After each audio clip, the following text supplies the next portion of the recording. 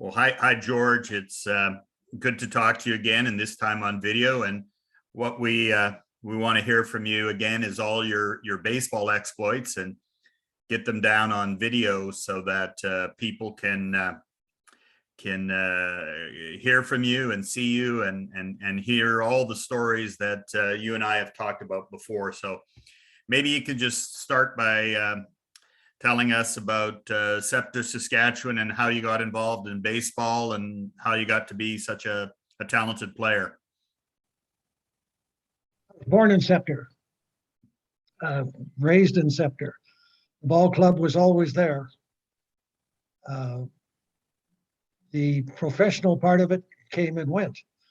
And when I grew into it, they were really developing, because after the war, there was money and there was time. And there was a lot of old-time ball players that knew what was going on. And I lived across, no, I didn't. After I married, I lived across from the ball diamond, but I was raised 2 blocks away.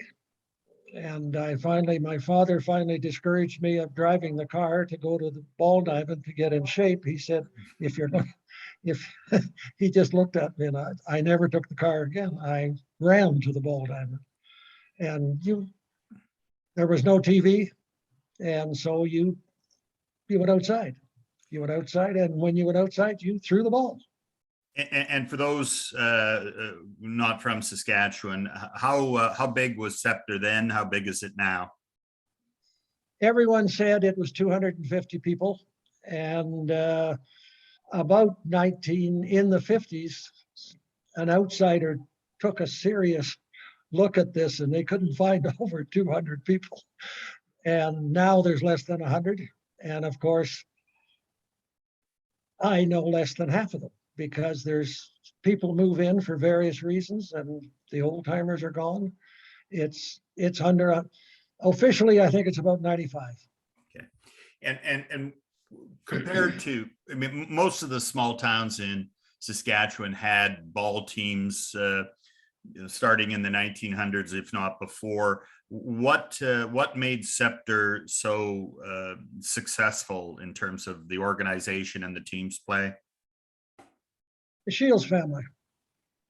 There were 3 McNeely brothers who ran a pool room back in the 20s, and people still talk about them. In 1928, they caught a fellow by the name of Harold Horick, who was passing through, and he knew a lot about baseball, and they gave him a job. I mean, a local businessman gave him a job, and he carried the club around for 3 years, married, started a family, moved away. The Shields family, there'd be 4 generations of them. The original Jim Shields ran racehorses, played hockey when there was 7 on the ice, a rover. They said you couldn't take the puck away from him. He could just keep it away from you. His nephew, Fergie, was the backbone of Scepter Baseball Club for 25 years. Another nephew, a nephew of Fergie's, Jim Shields, was a Briar curler. Don't play pool against them. Don't cut cards against them. And Fergie devoted his life. He was a farmer, but he devoted his time to playing and running a ball team. And he was the kind of a guy that could win a ball game with 9 players. And that's all there was to it. And how many, when you were growing up, did Scepter, what sort of crowds did they get at home? Did people show up in numbers, or were they mostly traveling games? We could circle the diamond with cars in 49, 50, 51. I've heard of people before that would rest the horses on Saturday so that they could come to Scepter with the horses on Sunday and watch an exhibition game. Most of our games were away. Some of the traveling colored teams, there was 2 or 3 of them. Well, George Ligon All-Stars came to Scepter, I'm sure of it. Indian Head played there in in a 2-day tournament. 200 people put on a 2-day tournament, and they gave $1,000 prize money when $150 was a month's wages. Yeah. And how did you, I mean, you were quite young, as I recall, when you sort of made the big team and started playing. If you can maybe tell us about your first experiences there. Well, I was available. They gathered people in from 20 miles up that way and 10 miles up that way, but I was always there if they needed me. So I got to play right field when I was 17. I was well over 6 feet tall, so they thought I should be a pitcher. I never was, but I would pitch an exhibition game to save the professional arms. And by the time I was 17, I was playing nearly all the games. I had a father that we farmed. Well, when it was ball playing time, he farmed and I went playing ball. And I traveled with them and played most of the games because they couldn't find anybody any better, or they couldn't, it was too expensive to get anybody any better. In 49, I think I played every ball game. And how many games would that be, George, in a season? Roughly. You know, there's a lot of other statistics, but by the way, if anyone cares, the museum in Scepter probably has a lot of scorecards, score books from that era. They were found in a garage in town and nearly thrown out, but I think the museum will have those. What was the question?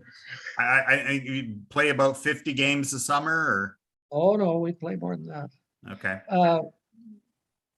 In 50, I think we were on the road for 28 or 29 days, and we would play most of those days. Like there wouldn't be many days when you drive all day. You would drive somewhere and play ball. And then at a tournament, you'd play 2, maybe 3 games on the first day and 2 games on the second day. I would guess 120. Yeah. I would guess that. And I know the Indian Head Rockets had a bus they brought up from Florida. How did you guys get to the various towns to play? Private cars. Yeah. And my father sold me a car in 48.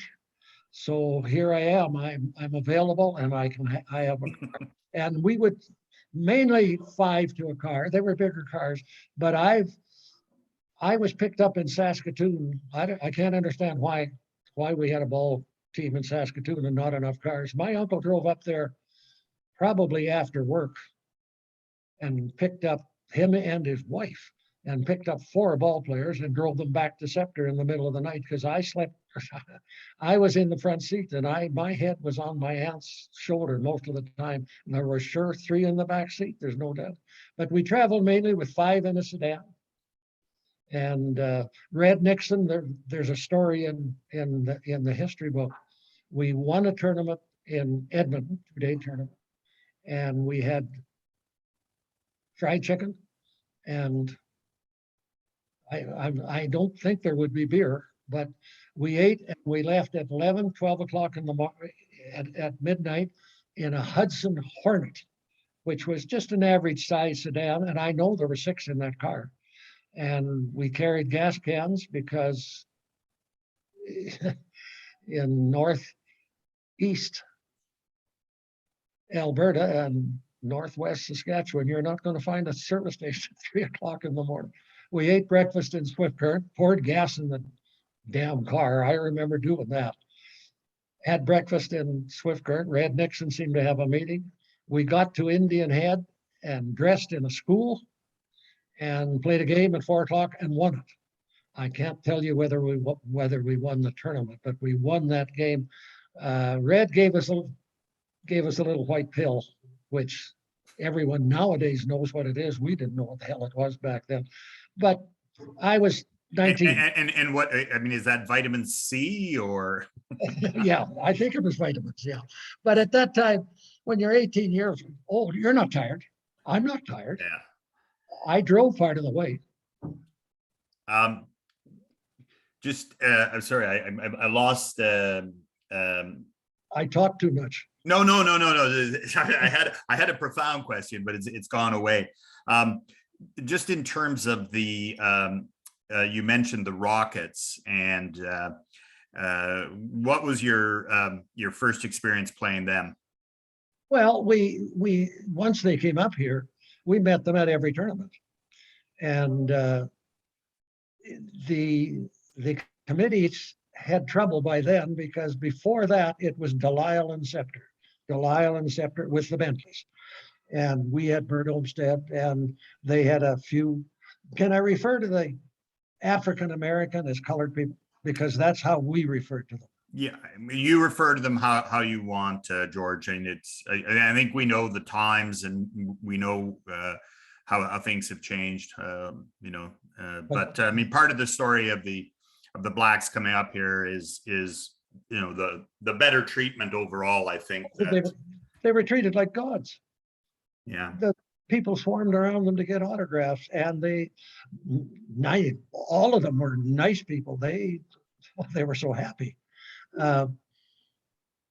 We were near the last of the big times. We were allowed to go to a tournament, and sometimes they paid teams like the Rockets and Delisle and Scepter just to show up.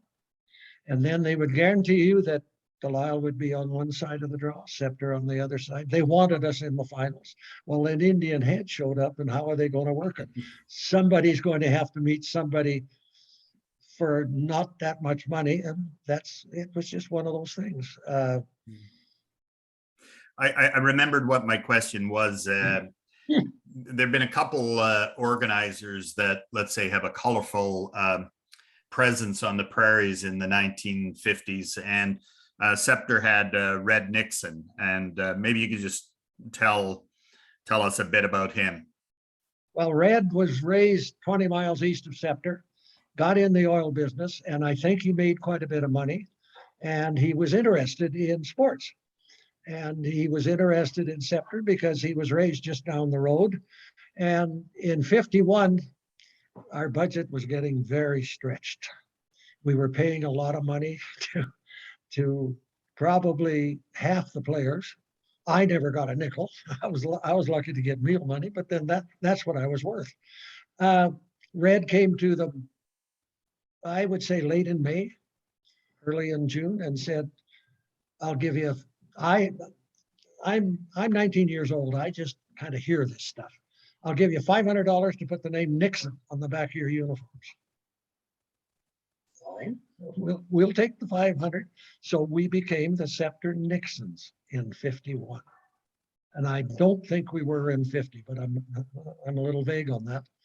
And he proceeded to travel with us quite a bit. He was a high-flying oil magnate, and he had time and money, and he traveled with us. He put a uniform on. He wanted to play, but we couldn't afford that.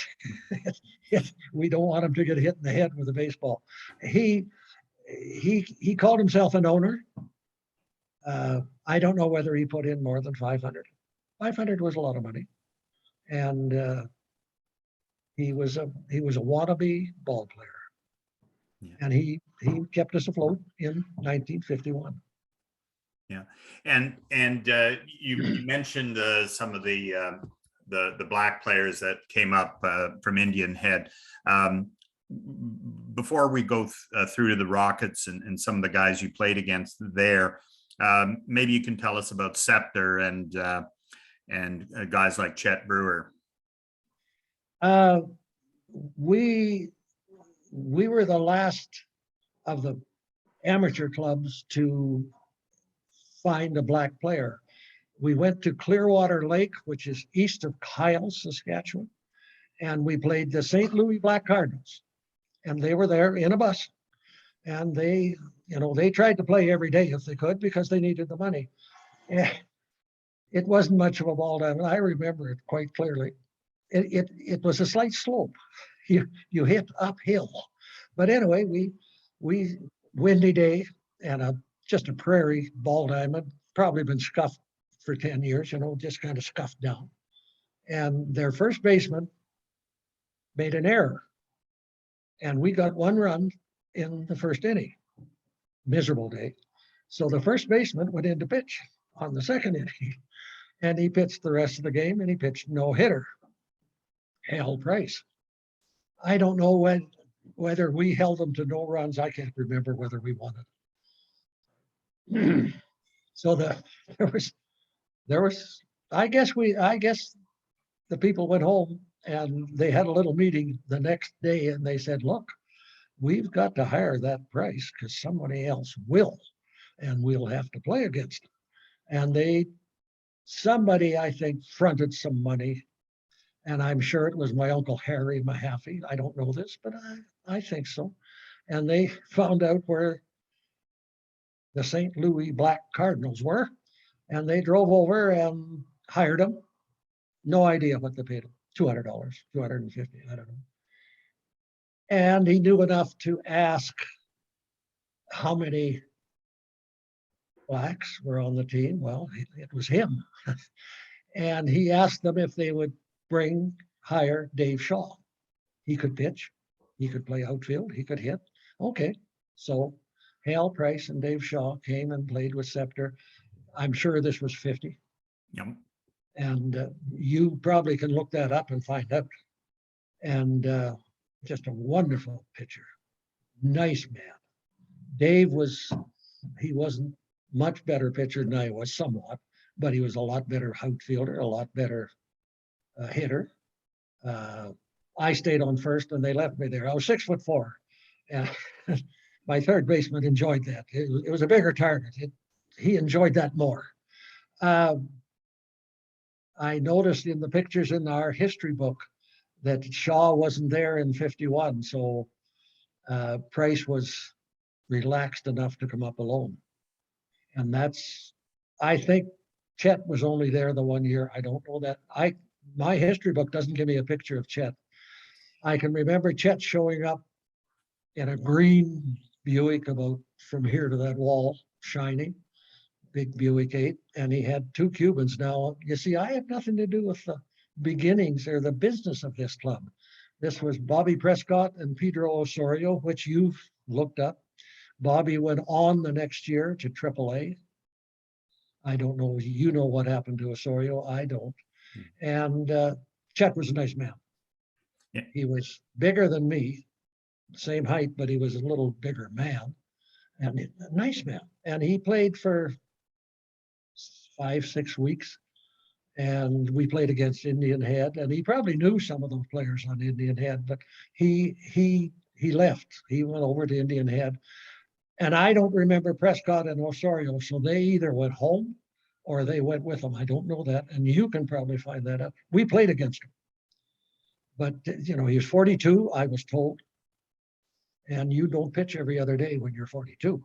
You pitch every 5 days. And we used to, I heard he got paid $450 a month, and we used to figure out how much each pitch cost us, but that's beside the point. A nice man, and on the twilight of his career, and one day, probably out practicing, he said, George, I would have made the majors if the barrier had been broken, a little sooner. Okay, fine, and I believe him now. And do you understand that? Absolutely. Yeah. I think that's the general consent. And there's no doubt about that. The question is how good he would have been. Here he is out playing on a pasture in a town of 200 people.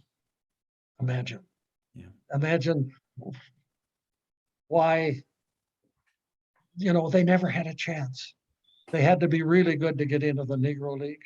And then there probably wasn't much money. And here he's up playing in a pasture. And he could have been he had the ability to be a major league ball player. And he happened to be a little too dark. We had a Métis on our team, Lefty Cottarelli. I wasn't smart enough to know he was an athlete. I didn't know that. I mean, who cares? And he was a pretty good pitcher. So you didn't know when Cottarelli was playing, Was there any reaction from the crowds towards Chet or the other black players? Or No, there was oh, there was never anything. There was a big kerfuffle in Rosetown. A catcher from one team with a baseball bat chased a fellow a quarter of a mile, and he hid in an elevator. But they were two blacks, and was that in 1954? I think when Rosetown they brought up an all-black team to Rosetown. Do you remember? Or no, I don't remember a black team in Rosetown. I know this. I would say this was in the 50-51 era. okay. I don't know. I was there. I was playing ball, and somebody slid into home base just a little too heartily, but that it happened to be two Negro ball players that didn't like that action. But no, these people were adored. They were athletes, and they were so much better athletes than some guy coming in from the North 40. They knew the game of baseball. I never saw anyone acting wrong in the dark community. I never saw it. They were so happy to have 500 people watching them play ball and cheering them on. I mean, do you remember where Price or Chet where they billeted it in Scepter? I can't remember, but they weren't in private homes.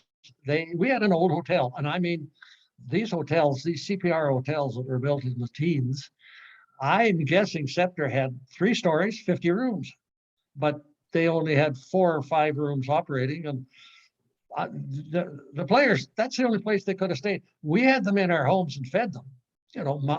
I was living with my parents, of course. Mother had Hal Price over and fed them supper. But otherwise, they'd be in a cafe, either that or they'd buy bread, bologna in grocery stores. I was 19. I didn't care where they were. I slept with Hal Price. We got stuck in a room with one bed. Well, it was hard. No one wanted to sleep with Hal. He was active. He ran the 100 yards in bed. So I could sleep anywhere, but we just built it. I'm sure there wasn't one. Yeah, I'm going to try and bring up a photo of the, if I can, well, let me, I'm not going to, I'm going to get the team, 1951 team on the screen. So let me just, if I can do that. And then I'm going to try and, how do I share the screen now? Okay. Okay. That's not showing up. Oh boy. Oh yes, it is. Oh, so you can see the team photo? I can see it all. Okay. All I look at is my ugly mug, but I'm not sure if it'll show up on the recording. But anyway, we'll post the photo after if it doesn't show up. But maybe you can Chet Brewer. That's the first picture. I'm going to try and see if, well, I don't know why I can't do this, but yeah. Okay. So just the players there, if you remember those names. And you took the picture off the screen, and all I've got on here is all of the baloney that George Mahaffy used to say. Oh, okay. I got the wrong one. Oh, well, yeah, that's your quotes from when you were young and foolish talking to J.D. Ma. So let me see if I can get the I don't know how to get this. Okay, I'm going to stop screen sharing. You had the screen I know I did, full of that picture, the whole picture. I know I did, but I kind of blew it. Okay. Well, let's we'll put the picture up at the end. But when you had that quick look at the team photo, are there guys you've obviously Chet and Hal Price, and what other guys stick out in your mind? In what respect? Just how you remember them, whether you remember everybody or some guys you go, I don't have a clue about that guy. Well, I've got some of the pictures from 51 in the Scepter history book, And it brought back memories like Del St. John. I couldn't have named him, but I remember him playing third base. Kenny Nelson played center field. I think I would have remembered him. Cookie Lavagato, he was a pitcher. I really don't remember him. Was that Kenny Nelson? Was he the one who played for North Battleford? Yep. Yeah. And he ended up living in North Battleford, owned a clothing store. Nice man. Nice man. Yeah. And one of the other players you mentioned before, Bert Olmsted, a very fine hockey player. Yes. How was he as a baseball player? He had an arm like a gun. I've seen him play shortstop when he was halfway out in left field, and he'd just throw a pea across the diamond to first. The balls he hit went a mile. I beat him on average, but he beat me on feet. Mine went over second base, his went over the fence.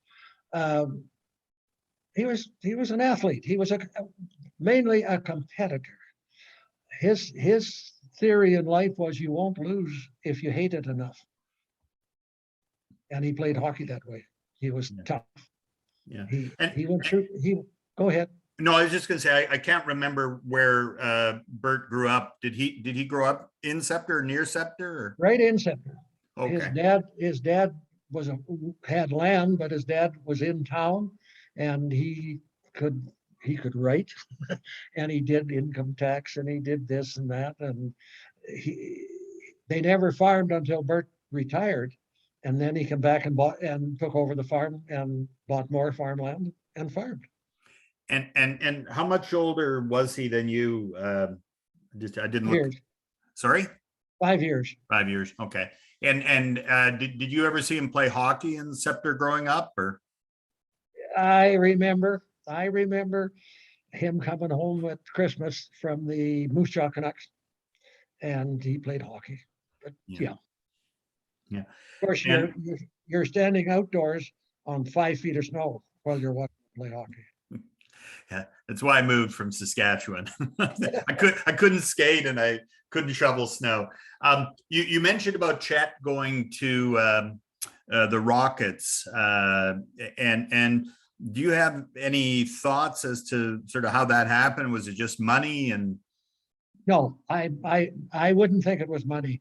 Why wouldn't you want to play with people first of all, you're all the same color, but you're still treated well in Scepter. He probably knew people, and I doubt if they paid him more money. I don't know. We had Hal Price was a better pitcher, but Hal Price was probably 22, and Chet was 42. And sorry. No, and tournament ball is different than league ball. See, Bobby Prescott went on to good ball. He wasn't that valuable to you because he wouldn't do anything to win a ball game. He just played well, but he knew in league ball you play tomorrow, but in tournament ball you don't play well. You don't play tomorrow, and there's no money. And like playing first base, I got stepped on 2, 3, 4 times with spikes on first base. You do things to try to win ball games. Now you mentioned when we had one of our previous calls, a story about you were going to pitch or scheduled to pitch a game in a tournament. And you earlier indicated in our call here that you didn't consider yourself much of a pitcher. Maybe if you could just tell us about that. The National Baseball Congress finals for Western Canada was in Saskatoon, 51, round robin. 4 provinces, Manitoba, Saskatchewan, Alberta, BC. Kamloops showed up for BC.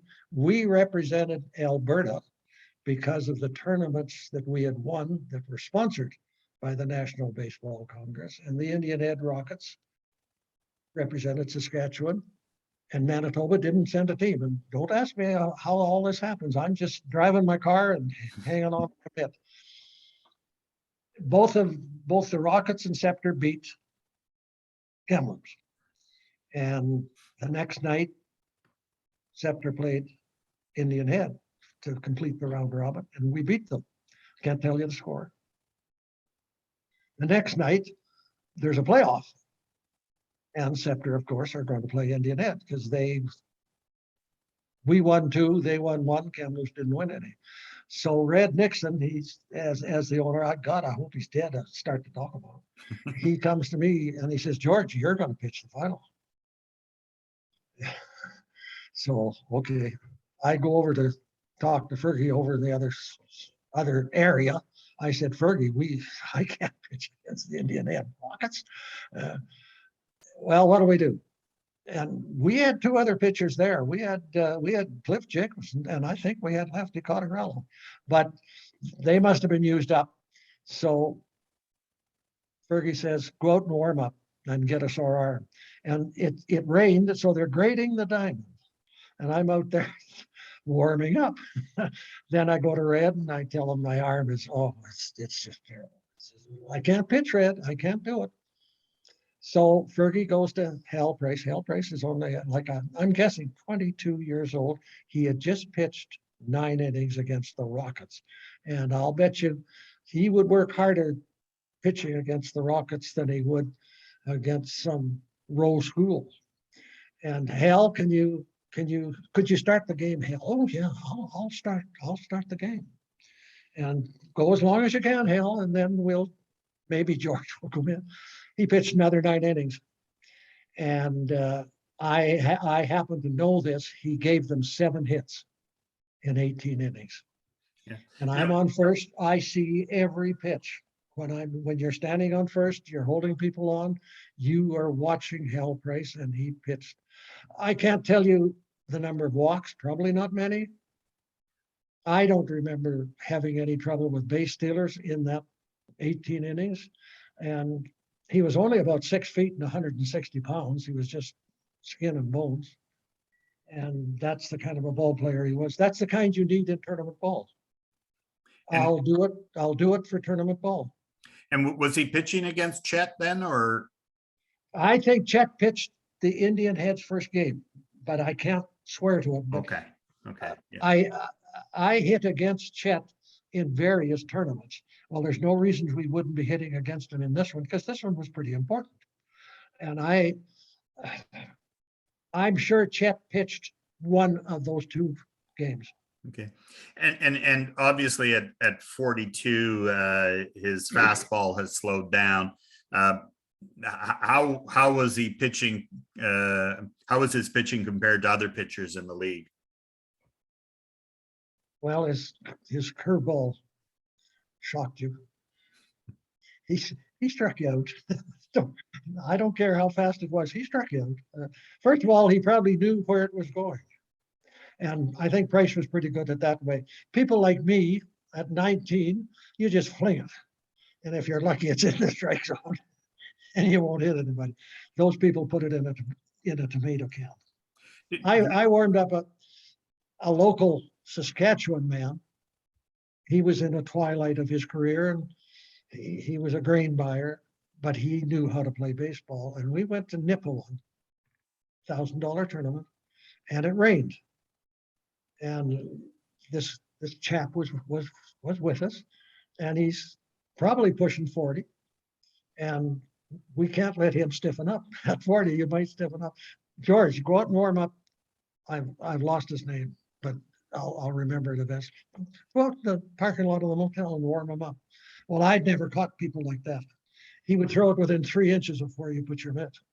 You'd put it up here, you'd put it over here, you'd put it down here, and he hit it. I didn't know you could do that at 60 feet. But that's probably what Chet could do. Yeah. Do you recall if you ever got a hit off Chet? Me? Yeah. Probably not. Probably not. Probably. It's amazing, George. I've talked to a number of former ball players, and the vast majority of them have far better careers in their 70s and 80s than they did in their 20s and 30s. And you're a refreshing difference. The older I am, the better I was. Yeah, that's for sure. Now, another story you told us was about Hal Price when he went back home, and maybe you can just relate that. The story I got, excuse me, Hal came up with the St. Louis Black Cardinals because he was in St. Louis working in a car wash. He had been a tryout with the Chicago Cubs and got shot in the leg. And he's home recuperating, working in a car wash, and I guess he can walk. What the hell? And somebody comes along and says, "Do you want to go to Canada and play ball?" And sure, I mean, sure he did. The story they told me that the 2 years he was with us, he wouldn't answer a call from Chicago. He was too happy where he was. And maybe they gave up on him. I heard he went to the Winnipeg Goldeyes and they threw his arm off. Well, Hal would do anything for you, and he would throw his arm off if somebody asked him to. Can I tell you another story that I think about Hal Price? Absolutely. A fellow from our country had a child in university in Texas, and he went down and visited her. And on the way back, I think he was in St. Louis, but he could have been in Kansas. I don't know. He's in a lineup to get food. And there's a bit of a holdup, and they're just standing around talking. And a soft-spoken colored man behind him said, "Excuse me, sir, are you from Canada?" "Well, yes, I am." "Well, where are you from in Canada?" "Well," he says, "I'm from Saskatchewan." "Do you know where that is?" "Oh, yes." The gentleman said, "Where in Saskatchewan are you from?" "Well, you've never heard of it. Mentown, Saskatchewan, which is 20 miles from Scepter."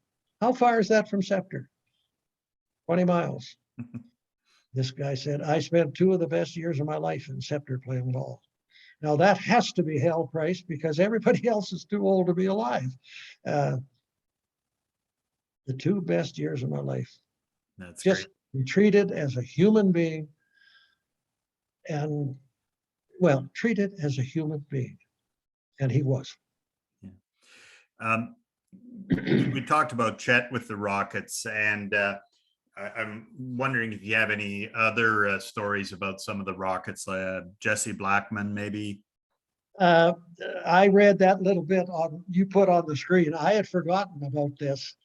I think Jesse possibly played first, but he was also a pitcher. And the rumor we heard that he had killed a man with a fastball. But you know, these stories,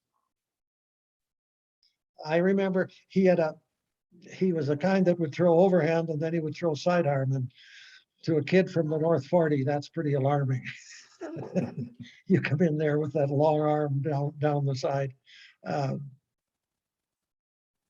I didn't know that I played against Pumpsy Green, but somebody with a computer like yours discovered this about 3 years ago, that he'd been up here in traveling on a bus, and I guess with the St. Louis or with the Indian Head Rockets, and he played third base, and he went to the majors playing third base. The way I figured, the kid was 15. He's younger than I am. Yeah, Pumpsy started out the first year he played in with the Medicine Hat Mohawks, which Brick Swiegel's team. I don't know if you remember or met Brick at all. No, I did not. No, he has a even more colorful past than Red Nixon. And the other another player who played in the majors for the Rockets was Tom Alston. Did you ever remember, or do you remember him playing? Was he a first baseman? He was first baseman. Yep. I remember him then, and he was nearly as tall as I was, but he was 100 pounds bigger and quiet and soft-spoken. Now, to my knowledge, he went to the St. Louis Browns the following year. Yeah, I think it was St. Louis. I'm not sure if he played for the Browns. He was the first African-American to integrate the St. Louis Cardinals. So, okay. Yeah, so there's... I think that was 52, to tell you the truth, because I was listening to it on a car radio while I was eating lunch out in the field. Yeah. Seating, and you could pick stuff like that up. And he played, and to my knowledge, he stuck at least 2 months, and for all I know, he stuck for 10 years. I don't know. Yeah. Another player that we've talked to who played for the Rockets was a guy called Nat Bates. Do you remember him? Another No, young guy? but I remember the name, but Yeah. I know I don't. Yeah, he's actually the we had a call with him, and he's the oldest elected politician in California, the former mayor of Richmond, California, and city councilor. So maybe George, if you want to, if there are any openings for council seats in Medicine Hat, we can get your election campaign going. No, thank you. Yeah. And so I mentioned, I guess those three Rockets. Anybody else stick out in your mind that you remember? No, no.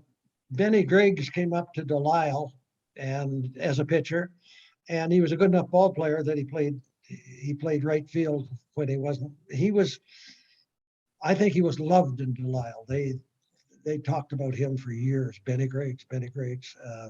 See, Delisle played out of Saskatoon, as you know, most of their games. I played in Delisle, but I also played in. You named a fellow later on in life that came from up in that country. Jim Cosgrove, maybe? No. No. Built like the side of a wall and could hit the hell out of it. He was a traveling salesman, and he'd show up at these little small town tournaments in the 50s playing for anybody. Yeah. Sorry, the names escapes me. Yeah. And you continued playing through your young guys. So you played the ball right through 1961 or two. How long did you play? I was 38.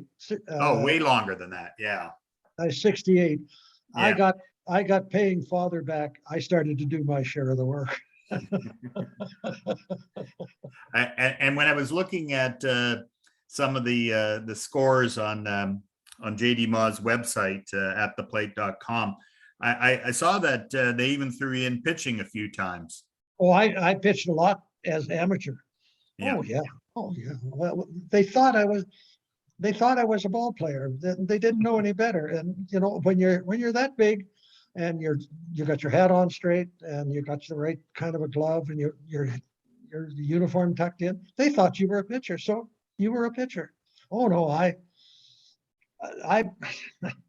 played a tournament in Etonia, and I had credit for all three games.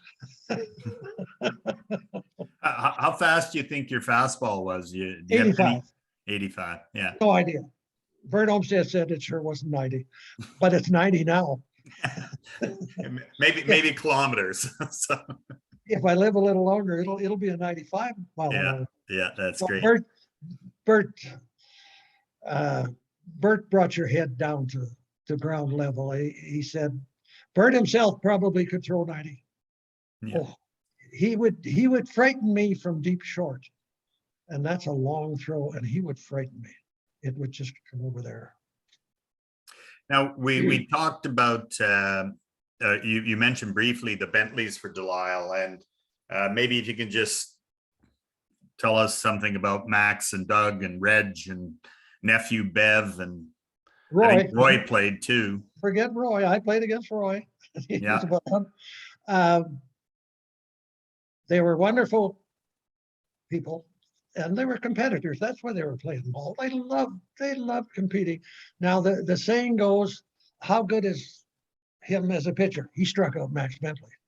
That's all you have to say. He struck out Max Bentley. I picked Doug off second, but they were competitors, and they entertained. I saw Doug question a call at Cairns Field in Saskatoon. He slid in a second for the base loose, and he was called out. And of course, he probably was, but the Bentleys would argue, and the crowd loved it. And Doug stomped around and argued, and then he kicked second base when he left, and it was loose, and it sailed out to the center fielder. It was like a frisbee. Well, they entertained you.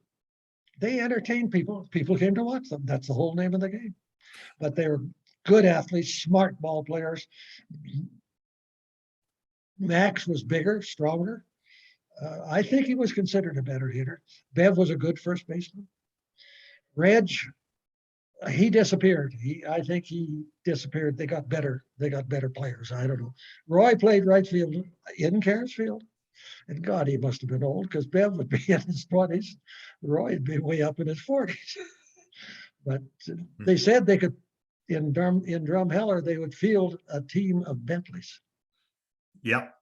Like that.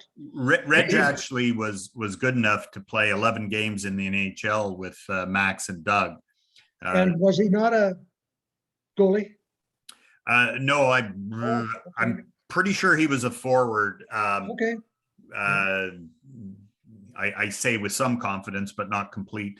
But I think you can play 11 games in the NHL with 6 teams. You're still a really great hockey player. Yeah, you know what you're doing. Yeah. On the baseball field, they always had a smile. Max and Doug and I remember Reg because he caught. You'd come up to bat and he'd say hello George, hello Reg. Bev had a smile. They entertained, but they were good athletes, and they loved to compete. We had them down in 1985. I think it was just Max and Doug. I don't think it was Bev. And we had a reunion, Delisle and Scepter, and we played the damn game. I was 55. How old were these guys? Some of them were 65 or 70. And we had a big crowd came out, cheered and laughed. Yeah. Well, a Bentley family reunion is large indeed. Pretty well everyone from Delisle, when you look through the names, there's Bentleys and large family. I think there were 13 kids. 11 I had kids. a fellow give me a summary of the family, and it's surprising. Yeah. Yeah, and I think Max was the baby, if I'm not mistaken. So pretty close to the end. He was the youngest of those 3. That's for sure. Yeah, and I don't think there's anyone after him. And yeah, you certainly see the difference between Jack versus Max in terms of the age difference. Yeah. Any other ball players you remember from the 1950s that you can tell us about?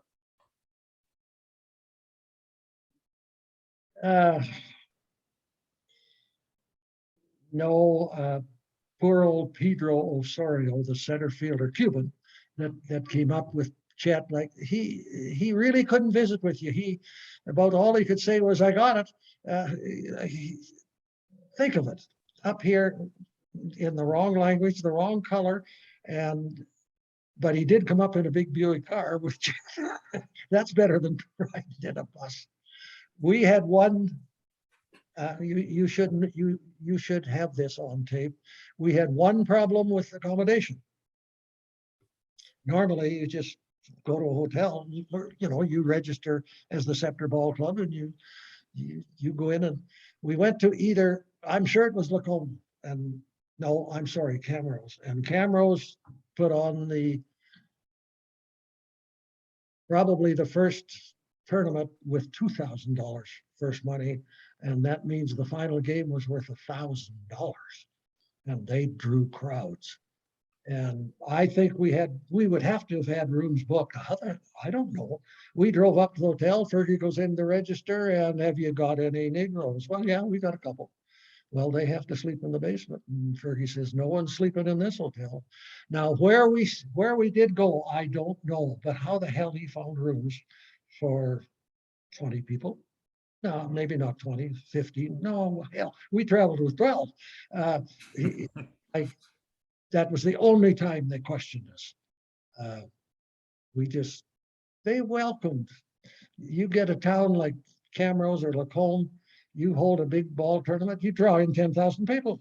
I mean, you're going to treat these ball players with respect because they're putting on a tournament in your town that's bringing in thousands of dollars.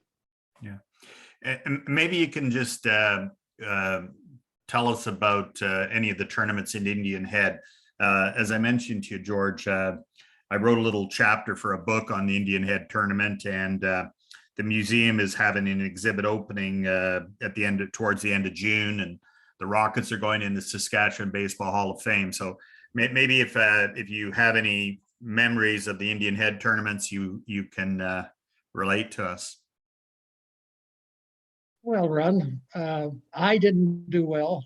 I was the final out of a tournament game in Indian Head against Lefty. I had his name when I started to talk. He had played for Scepter in about 49. Lefty Wilkie, maybe? No. No. But he threw the ball by me. And like I was the last man out, and you don't like doing that. You don't like. And I think he was with Saskatoon. Lefty Arnold, maybe? That's my other. Yes, Lefty Arnold. Yeah. Okay. He lived in Scepter. He was there with a wife, and he rented an upstairs of a house that was for rent, and he lived within 150 feet of me, and good pitcher, strong boy, and he pitched against us the following year, I presume, and he threw that ball by me, and that wasn't difficult. I hit a lot of hits out in right field, but his motion beat me. The ball was by me. What about the you have the games there in the tournaments, and I'm looking up at, I've got actually an Indian Head poster and a Lloydminster poster in my room here in my office, and it always seems that there's either fireworks or a dance or chuck wagon race or things attached. How involved were the players after? If you got eliminated, did you go home, or did you maybe hang out for the dance after the game Saturday? I can't talk about that. No, Scepter. We never lost the first game. Like after we got established, after we were a draw, they gave us a team to beat.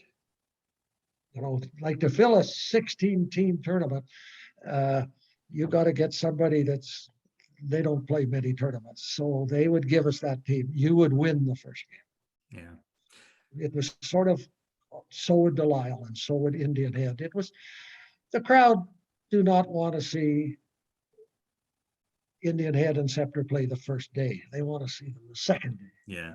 Well, certainly going back through some of the tournaments, there's some of the towns that I've either never heard of or barely heard of that served as fodder for you guys and for Indian Head and Delisle. Yeah. Yeah. We didn't lose many games. They started with a guy, Big Cliff Jacobson. He was a farmer up in the Handel area out of North Battleford, a great junior hockey player, but he was big man and he knew how to play ball. And he was down there in 47, of all things. Jake would win you a ball game. He just won his ball games. And if it was easy, he threw the ball easy, and then he pitched the next game. He pitched 2 9-inning games in Indian Head before my time in one day. One day he pitched 18 innings, and if he had a batter that couldn't hit, he threw junk. If he had a good batter, he'd whiff one line. Jake was smart, and he could throw a slow curve that looked like it moved 5 feet. I don't know. I caught him, and it was a problem. You get 2 or 3 pitchers like that, you don't lose ball games. You got an outfield that run like deer, and they catch everything. They can't hit anything, but they don't get any runs in the outfield. A myth in 47, Fergie Shields hit a ball in Indian Head, and it hasn't come down since. I think there's almost one of those in almost every ballpark around, right? How many home runs do you remember hitting? I never hit any in good ball. Yeah. Not in good ball, but when you get 10 years in, gain 30 pounds, and play against amateurs, maybe their speed is down 3 miles an hour. Yeah. I had two in one inning, and that was at Kindersley. Now, you know, Kindersley, Yep. Kindersley had 2,000 or 3,000, 4,000 people, and they brought people in sometimes, and it must have been an amateur pitcher, but I hit two in one inning. Yeah. But no, I wasn't a home run hitter. Okay. I'll just maybe if you have any other things you want to add. I think I'm out of questions for you. Well, I scored the winning run in $1,000 ball game in Camrose, but that has nothing to do with my skill. I must have been leading off. I was probably batting seventh, and I must have got a scab hit out over second base. It never would reach the right fielder. Someone else must have got a hit because I was over on third with only one out. And Scepter won a lot of ball games with one run. And so we used the squeeze. And the secret of the squeeze, that they were nervous about me being the runner on third because I'm 19, 20 years old. And but we had Jimmy Shields leading off. Jimmy is a nephew of Fergie's, and if you threw a ball within that Jimmy could catch, he could bunt it, and it was a suicide squeeze. And I walked down a ways, and then I kind of loafed down the ways, and by this time, it might have been Indian Head. I don't know that, but by this time they know I'm not a runner because besides not being a hitter, I wasn't a runner. So they don't even look at me. Well, I lead off and then I walk off and then I trot off, and pretty soon I'm halfway down. And the pitch comes in and I go charging in. I almost stepped on the ball that Jimmy bunted. Well, Jimmy, all you gotta do is bunt it out 6 feet, and I'm in. And they interviewed me. You know, I'm 20 years old. And I lost the newspaper. One thing I just thought of was you mentioned these Moneyball tournaments and the big $1,000 and even $2,000 prize. How was it divided among the team? Was it equal, or did they go, you're 19, 20 years old, you're getting nothing? I got none of it. I got my meals. Red in 51, Red did write me a check. I mean, nearly everybody else was an import, but I was still a Scepter boy. Well, we're going to write him a check. The check bounced. Yeah, it's a pretty common occurrence in a lot of these towns. After a while, the prize money gets big, the crowds get big, but we're not quite sure how the money is controlled and where it goes. Well, the team, I think they would give gas money to the people with the cars. They have to pay your hotel bill. They have to give you $1.50 a meal for meals. I was happy if they gave me enough money to eat. I was playing with one of the best ball clubs in Western Canada at that time. And I played against Jackie Robinson, football player in Edmonton. He played baseball in the summer. And they had a team, and up in there, Jackie Robinson. You know. Oh, now you've kept that story from me. When what do you recall the year that was? Would that be in the war? Or no, my God, man, how old am I? No, I'm just thinking he was with Brooklyn in 47, so that would be 40 or 49 or 50 or 51. Okay, he was famous. So he was playing. Was it after the season? I'm sorry. No. Jackie Parker. Oh, okay. Football player. I'm sorry. Don't cut that out of the film. No, it's perfect. No, I mean, that's there may even be an Edmonton Eskimo fan or two that might watch this, so we won't cut it out. But how was Jackie Parker as a baseball player? Well, he could run. His legs right up to his shoulders. I don't know. He didn't frighten us. Yeah. Like we weren't afraid to pitch to him. One other ball player, and I don't know if you recall him, who became a Football Hall of Famer, was Rollie Miles. Do you remember him from baseball? No, he was Saskatchewan, wasn't he? Yeah, he played for Regina just Yeah. for I, a month or two. how about I saw him? No, there was maybe Normie Kwong. Was he mixed up with Jackie Parker? Well, Normie Kwong played for Edmonton, yep, but Yeah. I don't know if he played baseball. I haven't. It might have been Jackie Parker and Normie Kwong. It might have been. Like I say, I'm 19. I'm just looking at the big buildings. And the dances afterwards. I learned how to dance, and luckily I didn't drink. Basically didn't drink, and so there was curfews at times. Supposedly, we had a curfew in North Battleford. I mean, we were up there with a lot of local players, players from Canada, not too many Americans. And the first day of the tournament, Fergie Shields says, now we're not going to be out to these dances and out all night drinking and that because we got to play ball tomorrow. Midnight. I come to the hotel at midnight. Fergie and I are the only ones there. But I won't ask you to name any names, but were there any of the players that maybe had a alcohol issue that affected their play, or No. But if you're out away out celebrating in a town that is celebrating, you might have quite a few beers. I was told in 47, before I joined the club, we had a local man who was a good pitcher. And just people are naturals. But they said he pitched better with a hangover than he did sober. he probably was seldom sober, that's why. So I don't know. It was no. You wouldn't do that to Fergie Shields. You wouldn't drink to get sick when Fergie was running your ball team. People went the extra mile for Fergie.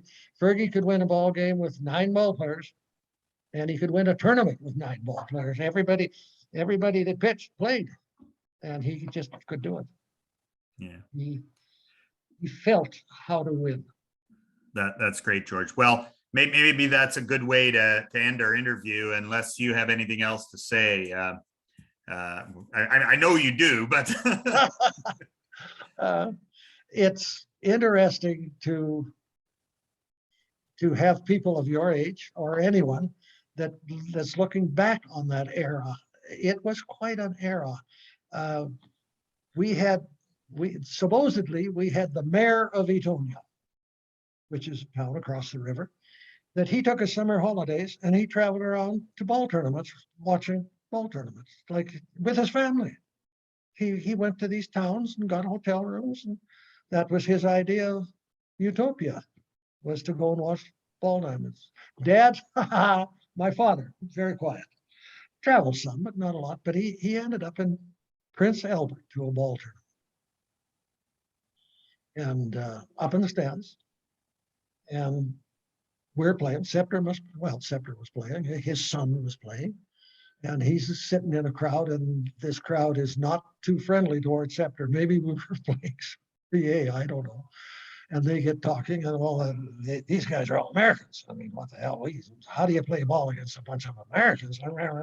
And Dad got his stander up, Mother said, and he stood up and he said, they're not all Americans. He says, that's my son down there on that ball diamond, and I'm from Scepter. And he was not that type of man. Interesting stories. Interesting times. Well, I think as JD Ma has done so much work in preserving the history, and it's great to talk to the players who, not that many still around, George, as you know. But I think it's important to get these memories not just down on paper or on digital, but just to hear you and have you tell us of a time that certainly has changed for baseball on the prairies. As a note at the last, 80% of the people that will watch this that know that know what you're talking about, they'll say, "My God, is he still alive?" Right. Are you talking about me or you, George? Oh, you're a generation below me. Well, I think, as I said, I'm getting up there, and I think it's important that, we pass this down not to just to the 60-year-olds, but get, 20 and 30-year-olds and get younger people to appreciate the history, because even though we have all these, massive amount of computer storage space to retain things, you still need the human element to preserve it. Well, people like me appreciate it, because Yeah. I'm not going to go out on the step there and trying to tell. Well, I am now. I'm telling people about my 90-mile-an-hour fastball, but I'm not too sure they believe me. Well, I'll make sure we edit the video to take out any of your self-deprecating comments about your career. But it's been a pleasure, George. So I'm gonna end the recording, and then we'll just continue to have a chat off that. Okay. So thanks very much, George. It's been a treat. Thank you.